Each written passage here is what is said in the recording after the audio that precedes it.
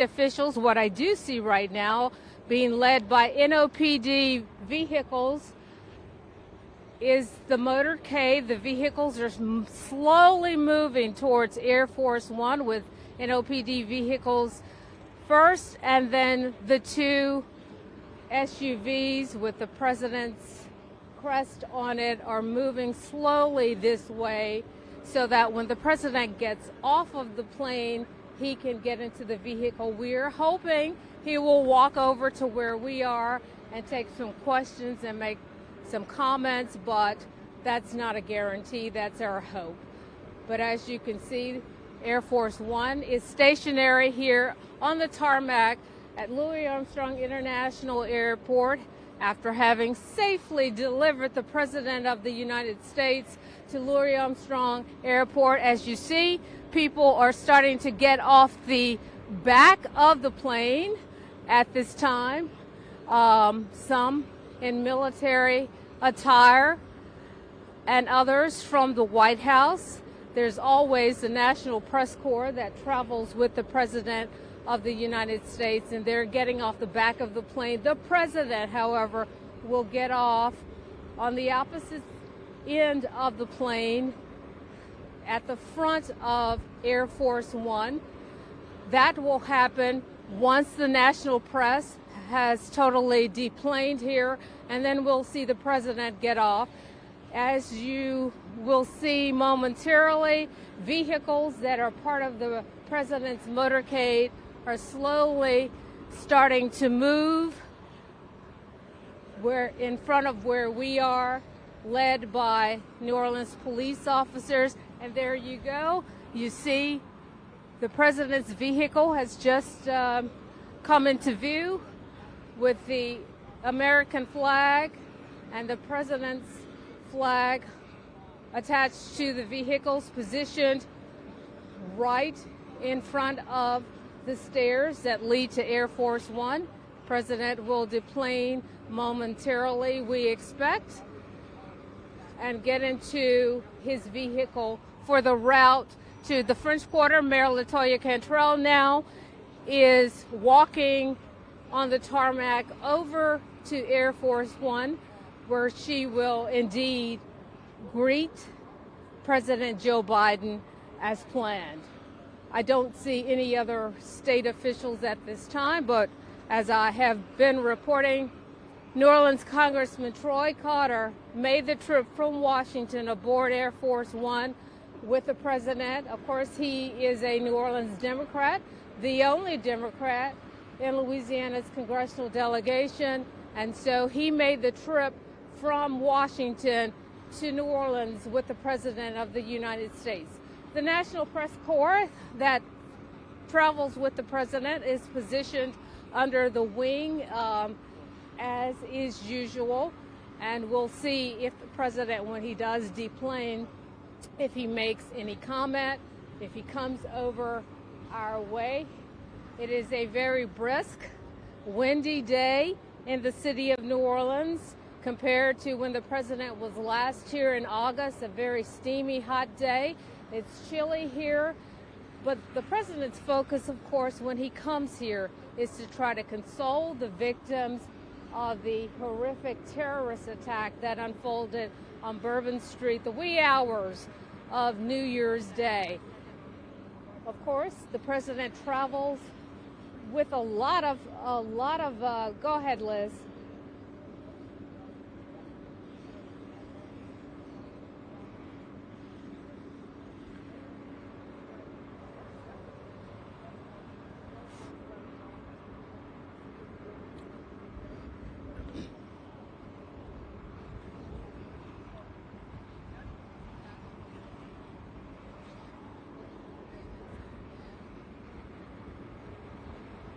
Right. And Liz, I should say, though, because the last time he was here, I was a part of the press pool, and in that motorcade, it will not take him a long time to get to the city of New Orleans, because once they get going, they really go. No one else. And here we see President Joe Biden deplaning with the First Lady from Air Force One.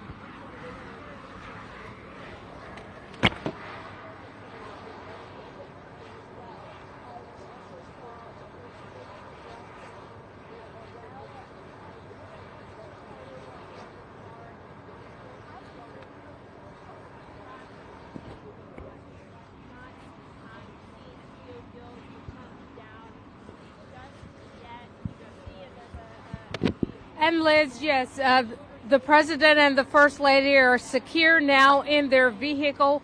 The doors have been closed, so any moment now the motorcade will take off from Louis Armstrong International Airport, heading towards the city of New Orleans to the French Quarter, and it will be a fast trip, as I have experienced, because the president and his motorcade will be the only vehicles on the interstate when they get going. And as you can see with the wind, the flags are really moving out here.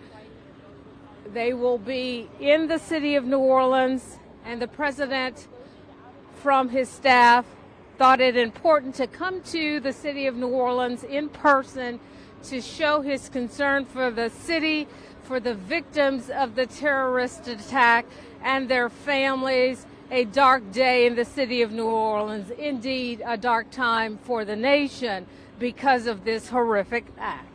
Liz?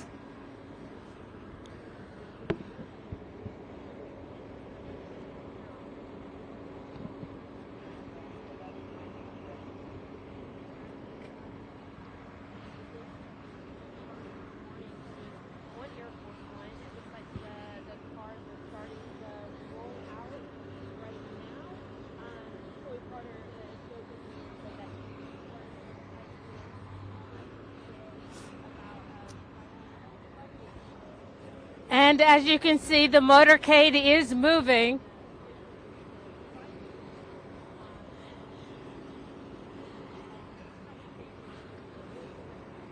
Of course, you can see the multiple cars that are part of this motorcade. The president, when he comes to town or he travels anywhere, he has a lot of security, but he also has emergency medical personnel as part of his motorcade, and that is not unusual. The traveling press is also in a vehicle, will be with him every step of the way. You see the New Orleans EMS units passing our way right now as they are part of the president's motorcade. Local law enforcement also have a big job to do. State police, JPSO, NOPD officers. And as you take a look, as all of these vehicles make their way from this tarmac to the interstate, of course, the president and the first lady, we expect to spend some time with the families of victims while in the city of New Orleans. The interfaith prayer service that he will attend was already planned. I talked to Archbishop Amon last week about this interfaith prayer service, meaning it will involve religious leaders from different faiths who will gather at St. Louis Cathedral to pray for the city of New Orleans, to pray for the residents, to pray for the victims, to pray for the victims' families. And you see the president's vehicle now is no longer in view, but the end of the presidential motorcade you can see. And so they're making their way to I-10 for what will be a very, very, very quick trip to the city of New Orleans so that the President of the United States and the First Lady can take care of what they came here for, which is to show their support and their concern for the city of New Orleans, the victims of the horrific terrorist attack that unfolded very early on New Year's Day in the French Quarter. Liz, back to you.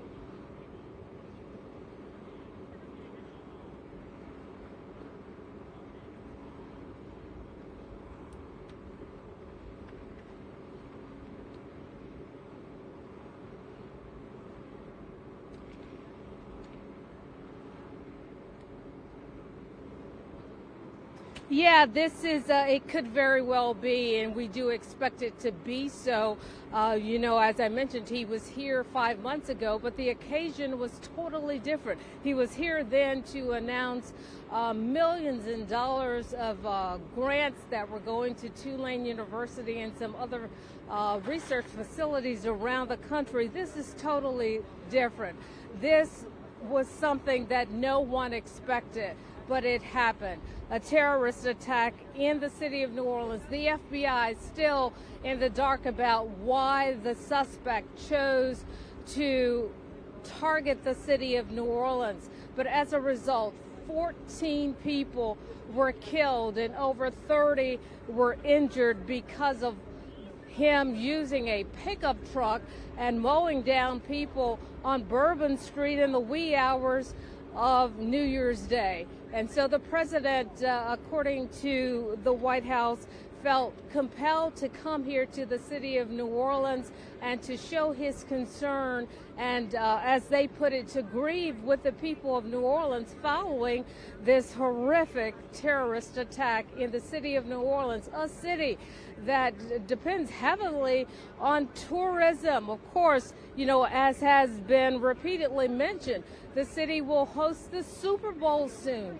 Tens of thousands of people will come to this city. Media from around the world will be here. Mardi Gras, the biggest free show on earth, happens every year here in the city of New Orleans, and it will happen again.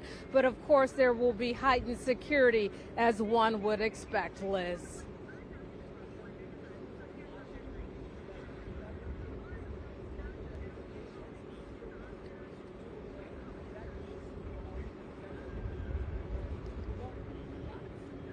Yeah, we were hoping that he would take questions, but he did not. He got off the plane, and as you saw, he embraced Mayor LaToya Cantrell. Congressman Troy Carter got off the plane after the president and the first lady, and they immediately got into their fortified SUV, and without much delay, the motorcade began to move from the city, from the tarmac here at Louis Armstrong International Airport en route to the city of New Orleans. Of course, this is a serious occasion, and that might have informed how the president acted as he got off of Air Force One, because no doubt he is bent on getting to the French Quarter, to St. Louis Cathedral, and showing his support in person for those affected by the terrorist attack. Reporting live from Louis Armstrong International Airport, I'm Sabrina Wilson. Back to you.